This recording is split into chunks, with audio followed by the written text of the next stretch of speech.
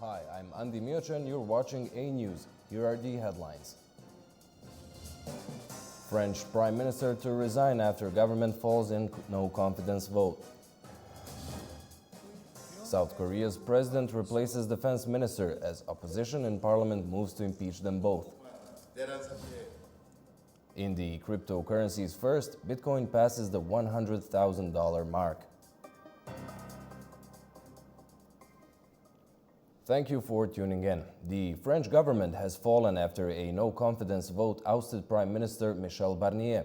This marks the first government collapse of its kind since 1962, plunging France into political uncertainty. French National Assembly voted overwhelmingly on Wednesday to remove Prime Minister Michel Barnier and his government. With 331 votes in favour of the no-confidence motion, the outcome far exceeded the required 288. The political upheaval has drawn reactions across Europe. Italy's Sky TG24 described the situation as a profound political crisis, while Germany's ARD reported that Barnier tied his budget proposal to the vote, a gamble that backfired. Headlines across Europe reflect the fallout. This is the logical conclusion of what France and its lawmakers are at the moment. It's a mess. Prime Minister Barnier was seen heading to the Élysée Palace on Thursday morning to tender his resignation to President Emmanuel Macron. This comes after just 3 months in office, making Barnier the shortest-serving Prime Minister in modern French history.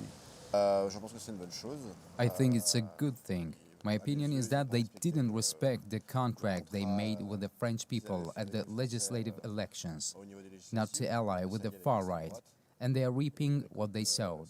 That's my opinion on that. Observers say the collapse adds to mounting instability in Europe, with Germany's coalition crisis and upcoming global developments, including the return of the US President-elect Donald Trump, adding to the uncertainty.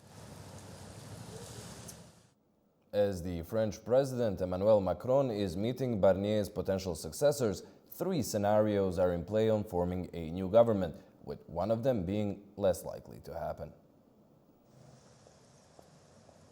France could see several governments fall until the next National Assembly elections, which can't be scheduled before July 2025 at the earliest. Before then, French President Emmanuel Macron has 3 scenarios ahead of him. First, he might attempt to secure a majority by appealing to both Conservative and centre-left MPs, possibly appointing a Prime Minister from those groups. However, moderate left-wing MPs are unlikely to support him, preferring to stick with the new Popular Front alliance, which consists of left-wing parties aiming for progressive reforms. The second scenario sees the new Popular Front, which holds the largest number of MPs, attempting to form a government. However, they lack an outright majority and would need to negotiate with centrist MPs, creating instability and uncertainty. A third, less likely scenario would involve Macron reappointing Michel Barnier, asking him to modify the budget to avoid another no-confidence vote. Regardless of the outcome, political instability is expected to persist, with the possibility of multiple governments before the next National Assembly elections in July. Whatever happens, the next government will face significant pressure to reduce France's budget deficit. Currently, it's above 5%, well over the EU's 3% target. Meanwhile, the French society is facing a steady rise of poverty over the last 2 decades, according to the Inequality Observatory. Their latest report shows that the number of people living below the poverty line has increased by 1.4 million in the last 20 years. The number of people living in poverty in France has increased by 1.4 million over the last 2 decades, with young people being hit harder than older people, according to the latest report. The poverty rate rose from 6.6% in 2002 to 8.1% in 2022, meaning there are now 5.1 million people who are living below the poverty line in the country. This is based on data from France Statistical Institute. Poverty is defined as having less than €1,000 per month for an individual, €1,500 for a couple without children, and €2,500 for a family with 2 children over 14. Single individuals are twice as likely to be affected as couples. Additionally, the report says 25% of unemployed people live in poverty compared to just 2.9% of salaried workers. The report says that the poverty is gradually expanding across the whole country. This situation underscores a growing challenge for French society, particularly for younger generations and those without stable employment. Over in Malta, Russia's Sergei Lavrov and U.S. Secretary of State Antony Blinken have come face-to-face over the war in Ukraine. They're meeting other foreign ministers in Valletta for the Organization for Security and Cooperation in Europe's gathering. The war in Ukraine is the dominant political issue at the Organization for Security and Cooperation in Europe meeting in Malta. More than 800 delegates from 57 countries will focus on regional security and pressing organizational decisions. And it's the first time Russia's Foreign Minister Sergei Lavrov is face-to-face with US Secretary of State Antony Blinken. Lavrov's attendance and the ongoing war dominate discussions, even as diplomatic channels remain open despite European Union sanctions on Lavrov. Turkish Foreign Minister Hakan Fidan is also present, stressing Turkey's commitment to Ukraine's sovereignty and territorial integrity. A major topic of discussion is Finland's upcoming 2025 chairmanship of the OSCE, marking the 50th anniversary of the Helsinki Final Act, the founding document of the organisation. Security is tight across the island of Malta, with several businesses and schools temporarily closing to accommodate the event. Before the OSCE meeting started, the Dutch foreign minister told reporters the Netherlands will ask the European Union to suspend its visa-free arrangements with Georgia. His remarks come after more than 300 people were arrested during pro-EU demonstrations in the country. Demonstrators in Georgia have, for the past week, been protesting against the government's decision to halt negotiations on joining the EU. Dutch Foreign Minister Caspar Veldkamp said he would be making a formal request to the EU to make it clear to the Georgian government the path they are taking comes with a price. Georgia's PM Irakli Kobahidze said earlier that the arrests of opposition figures and searches at the offices of various organizations in Georgia were more prevention than repression. Germany has approved a new defense strategy to boost weapons production and expand military capacity in response to the war in Ukraine. Defense Minister Boris Pistorius and Economy Minister Robert Habeck are hoping to spend €100 billion to modernize their military technologies. The new plan hopes to cut red tape and secure defense supplies. With elections coming up in February, the strategy's future is uncertain. It comes after years of criticism on spending less on the country's defenses.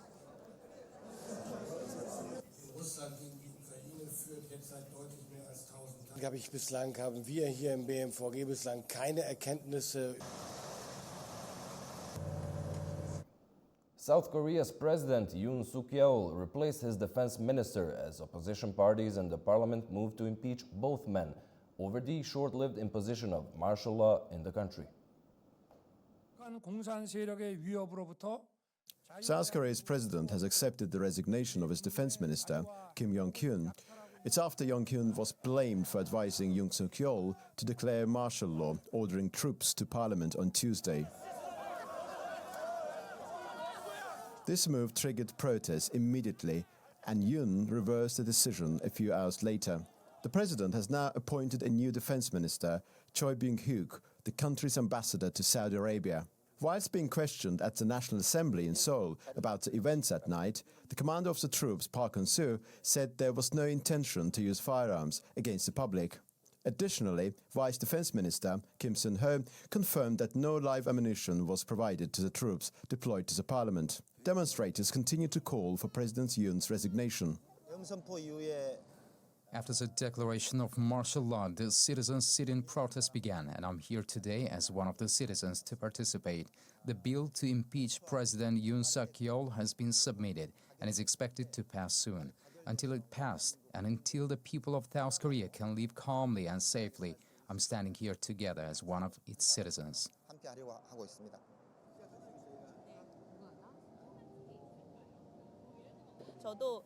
As soon as I heard the noise, I rushed to the National Assembly. I have children, but I left them with my in-laws because I felt I needed to act. For the sake of my children, this must be stopped, no matter what. We cannot go back to the 1970s. The opposition lawmakers are pushing for a vote on impeachment to be set on Saturday. However, the ruling party remains opposed, making it unclear whether the motion will pass. A Pakistani court issued an arrest warrant for former Prime Minister Imran Khan's wife, Bushra Bibi, in a graft case, local media reports. This could lead to her re-arrest 2 months after she was freed from jail on bail. Bibi was detained for 9 months over an ongoing case involving the illegal sale of state gifts during her husband's tenure in office.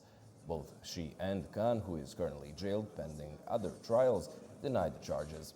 Bibi, who mobilized thousands of supporters from Khan's party to demand his release during massive protests last month, was forced to escape to the northwest of the country after security forces broke up the rally in Islamabad.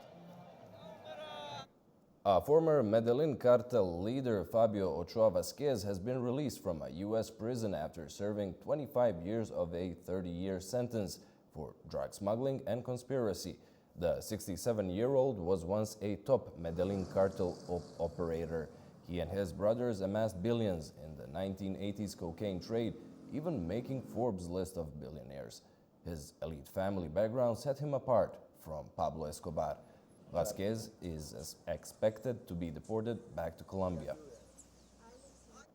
Bitcoin now stands as arguably the most successful investment product of the last 20 years. The price of a single unit of the cryptocurrency rose to 6 figures in dollars for the first time. Bitcoin has more than doubled in value this year, with a 45% increase in the 4 weeks since Donald Trump's election victory. On the Bitcoin protocol. History. You know what that means? This surge pushed Bitcoin above $100,000 for the first time, amid expectations that Trump's administration will foster a pro-crypto environment. The sharp rise in Bitcoin's value signals growing mainstream acceptance. Trump's support for the cryptocurrency stands during his campaign, including his pledge to make the United States the crypto capital of the planet, has fueled optimism in the market. If crypto is going to define the future, I want to be mined, minted, and made in the USA. It's going to be. It's not going to be made anywhere else. And if Bitcoin is going to the moon, as we say, it's going to the moon, I want America to be the nation that leads the way, and that's what's going to happen. Despite the surge, crypto experts caution that Bitcoin's future behavior is uncertain due to its limited historical data. You could expect Bitcoin to go all the way to 180K and with some more extreme model, all the way to 240K. Now, whether that will happen, nobody knows. Will it be sustainable? Will it stay there, or will it pull back in a violent fashion afterwards? Nobody knows either. But it's really about your risk appetite and your willingness to hold during downturns that should dictate whether you're willing to hold for a higher level. This growth signals Bitcoin's increasing legitimacy in the global financial landscape. The OPEC Plus group has agreed to delay a planned oil output hike until April 2025, Reuters reports. After the delay was reported, Brent crude was up 0.3%. The planned delay comes as OPEC Plus, made up of the Organization of the Petroleum Exporting Countries plus allies, including Russia, tries to support prices as it wrestles with weak demand, notably from China, and rising supply outside the producer group. There is no clarity as to how long the delays could last. OPEC Plus was originally due to begin raising output in October. An exhibition here in Azerbaijan's capital called Zero Waste features design works made from recycled trash and showcases photos of endangered and rare species found in the country. The exhibition in Baku is on display at the Museum of Modern Art until December 25th. The organizer, publishing house Nargis, says it's highlighting the negative impact of human activities and is trying to encourage people to reuse things. Actually, for this year, we're doing the special furniture and to show the people that we do not need a production of something new. We're always may choose something from the last years, for example, and just renew it and of course use it in our everyday life. We're also doing so many social projects, and one of the most important and crucial project for us, that's the eco project that we're doing this project during the 5 years. In science news, a new fungi transplant experiment in England aims to enrich woodland soil health.